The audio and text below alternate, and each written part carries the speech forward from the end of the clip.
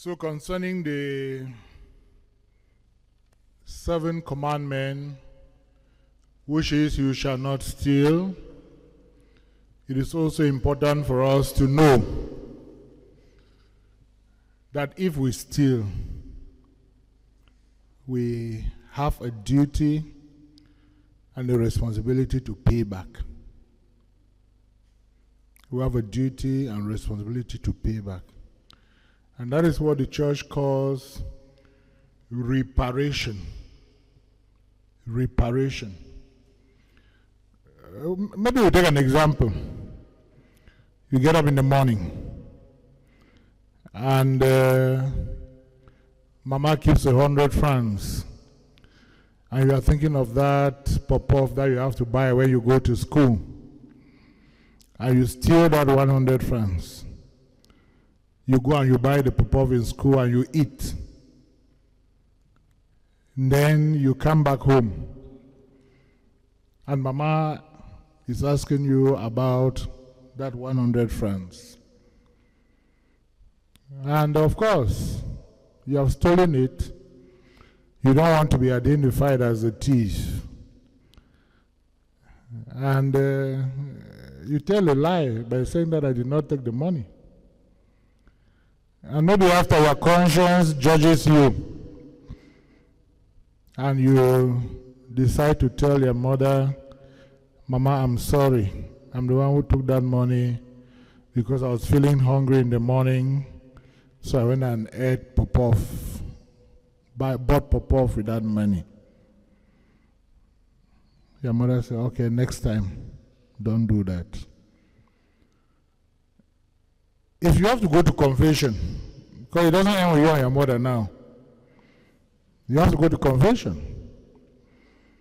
And when you go to confession and you confess that you have stolen 100 francs and you bought pop-off, so the priest will ask you, what can you do to give back that 100,000 francs?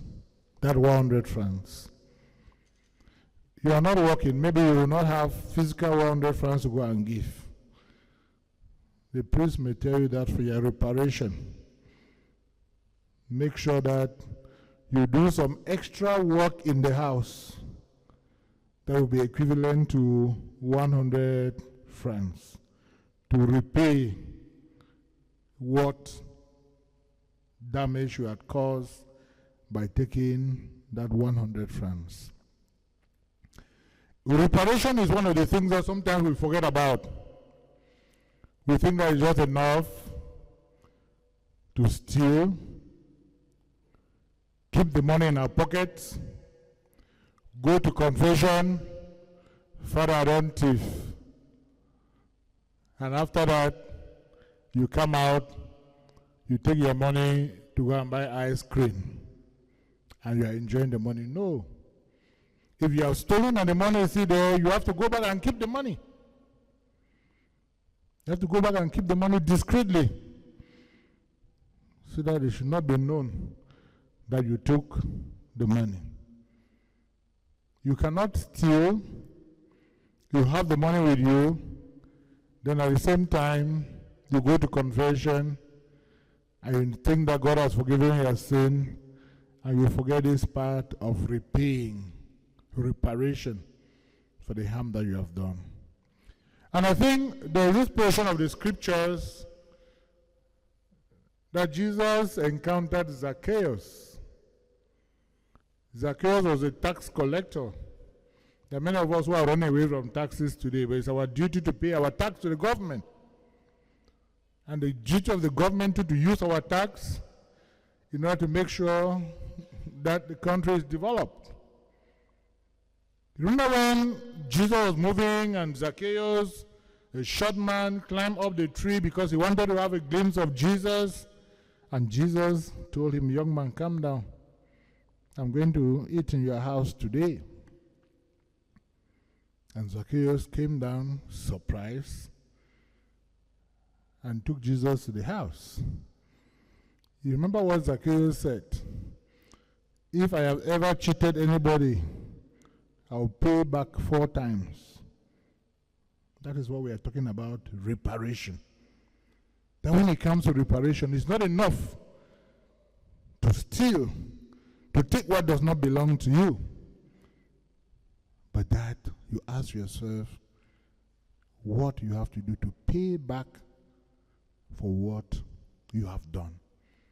And I think reparation is an indispensable element as far as the forgiveness of sins is concerned.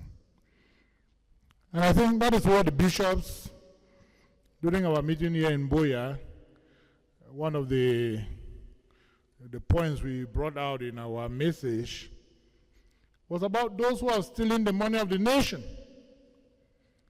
If somebody is stealing money in this nation, money that is meant for the common good, for the Cameroonian people, and the person has kept either in accounts in the country or out of the country or privately in his house, it's not enough to lock that person for 50 years.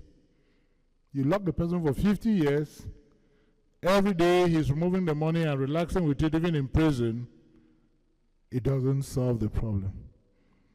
It's important, first of all, to ask the person to give back the money. Let the money be used for the purpose that it was meant for. And I think all of this is just calling us, bringing us back to our consciousness, that we have to be conscious, especially when we are given responsibilities in the society, when we are given responsibilities in the church. The responsibilities that we are given is not meant for us to use the goods and the properties that is for the common good for our personal benefits. We're talking about roads today. We don't have roads. Why don't we have roads? Yes, contracts will be signed. The roads will be tarred, as we have heard in the budget now. When the contractors are giving this money for the roads, do they give them all the money? Or some people remove some? When the contractors actually have to do the work, do they themselves apply their energy in doing the work according to the contract that was given to them?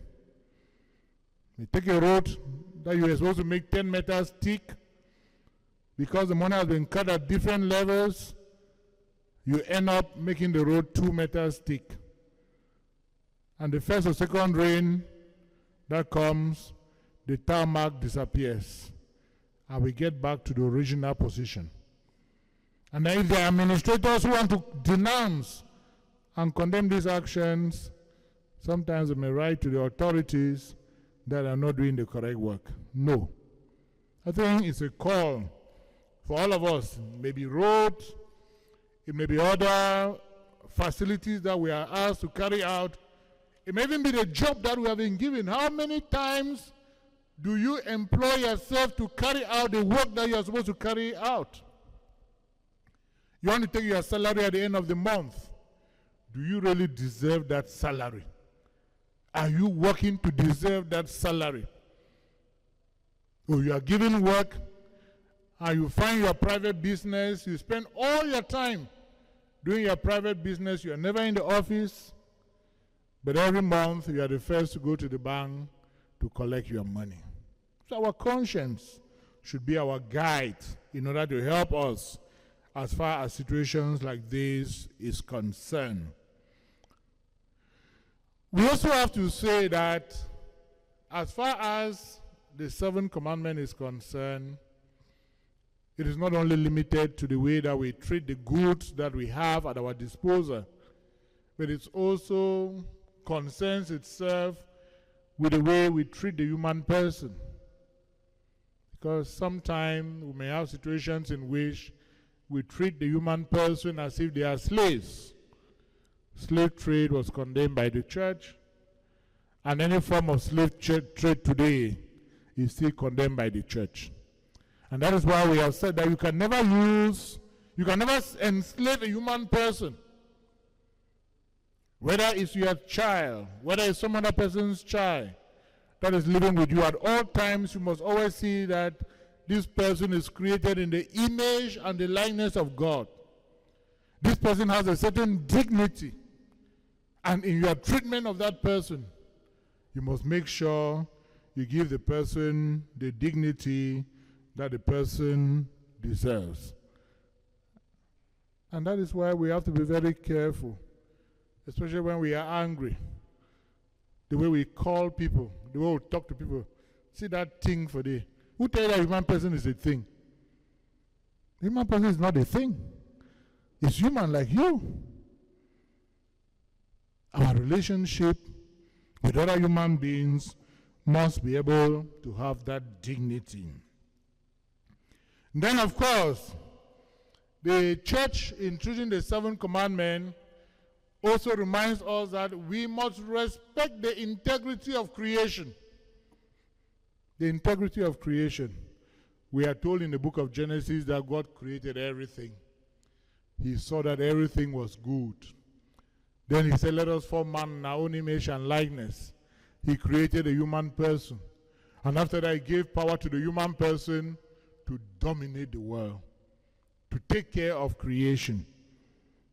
And that is why the church will continue also in line with the seventh commandment to tell us that when we are dealing with creation, we should treat creation and also treat creation properly.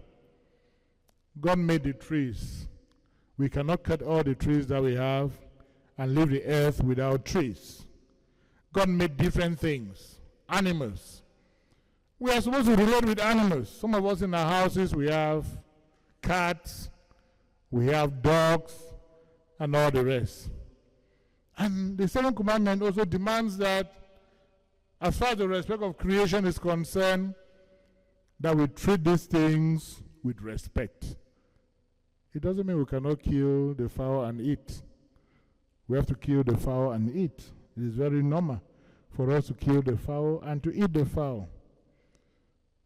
But at the same time, we are also told that if it comes to when we have to relate with animals and all the rest, some people also treat animals in ways that is not proper. And treating animals in ways that is not proper can be at different dimensions. I know some young boys, sometimes when they want to kill the cock for Christmas, they cut the neck and they allow the thing to suffer and die. I also know situations where sometimes because of hunger, the dog picks a little bit of food in the house and eats. We get the dog well beaten, as if we provided food for the dog. The dog does not steal because the dog doesn't have the reasoning faculty. But do we provide, when we have dogs in the house, do we make sure that they have their own food to eat or allow them to move around the whole day looking for food? So what we are saying, in other words, is that there are different animals that God has also made as far as creation is concerned, that we are supposed to relate and also treat these animals in a dignified way. If there are animals that we have to kill them and eat them, let us do so and also do that properly. At the same time, the church also says that there are situations in which some people take care of the dogs more than the human person.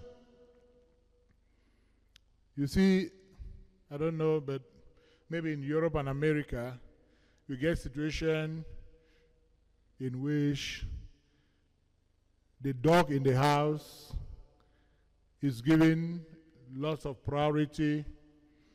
The amount of food the dog eats for a day is more than the amount of food another human person is eating. The amount of care given to the dog is more than the amount of care given to the human person. And the seventh commandment, as far as integrity of creation is concerned, also tells us that that is not correct. Yes, we are supposed to take care of the animals. Yes, we are supposed to make sure that they are healthy and that they live well.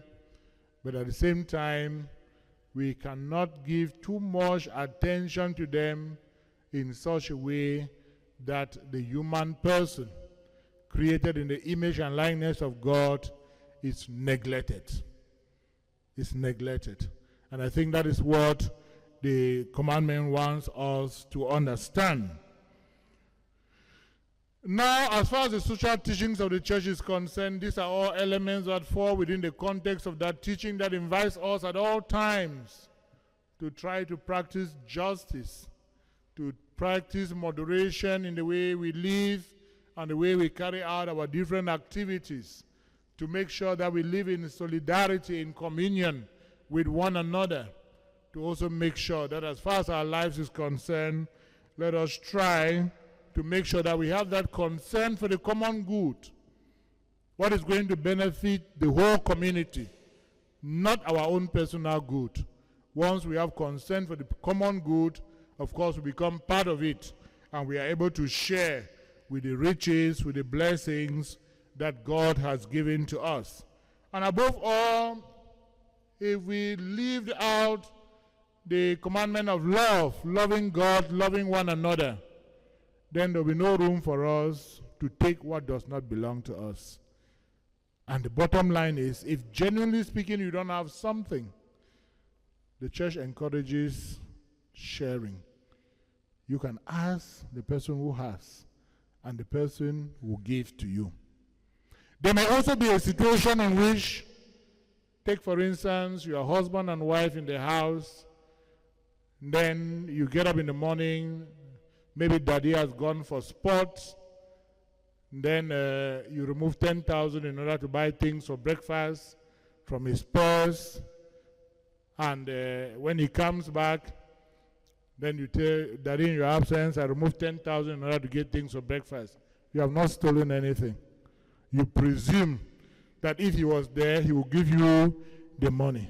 But since he was not there, you decided to take the money and use, and when he comes back, you communicate with him that that is what happens. But if he keeps his purse and goes for sports, and you decide and remove 100,000 from there, because you saw about 500,000, and he comes back, and they're looking for that money, and you are not talking, because you wanted to go and buy maybe something for yourself or something for the family, then that is where we can talk about stealing. And stealing too can take place, especially when parents give money to children to go and buy a particular thing. They don't bring the change. Or you take money to go and buy food in the house, you go and buy the food, you took 100,000, you go and buy the food for 50,000, you come back, you have to account to the person who gave the money. I took 100,000, I economized, I bought for 50,000, I still have 50,000 with me. If you come back and give the impression that 100,000, you bought the food for all that money, when you actually bought it for 50,000, you have stolen family money.